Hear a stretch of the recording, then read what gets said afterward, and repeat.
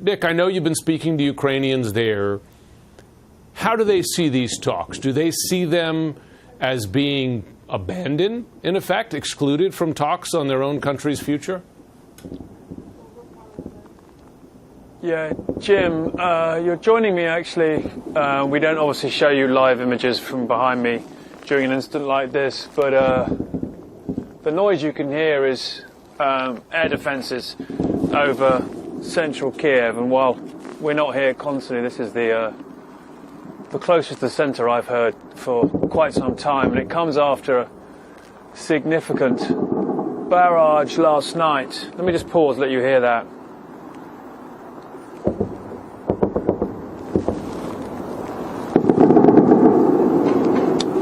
Comes after a significant barrage last night where 176 Iranian-designed or made Shahid drones were intercepted over all of Ukraine. We don't know the scale or scope of this now, but it's a clear reminder of the persistent threat that Ukrainians face every night, particularly here in the capital, and it's a matter of hours until the Trump administration's Ukraine and Russia envoy.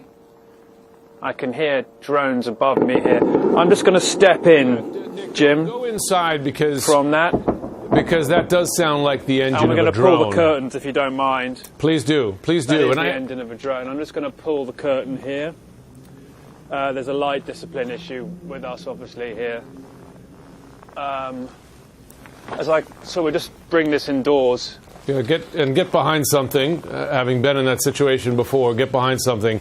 It struck me, Nick, that sounded like. So we'll just try and continue this with you indoors. It sounded like automatic gunfire anti-aircraft, which is, I imagine, what you would hear directed at drones, as opposed to missile defenses, which go against ballistic missiles, etc. Yeah, I mean, obviously we don't want to go too much into detail as to specifics of what we're hearing around here, because obviously we've known in the past that the Russians have observed live footage, but that appears to have passed by us a while back, and I know from speaking to some of the anti-aircraft units we've worked at the northern border that mostly drones are pre-programmed to a specific point. But yeah, we've heard there significant air defences over and above. And as I was saying before we moved in, it's a matter of hours until General Keith Kellogg, the Ukraine and Russia envoy for the Trump administration, comes very much to here, to central Kiev.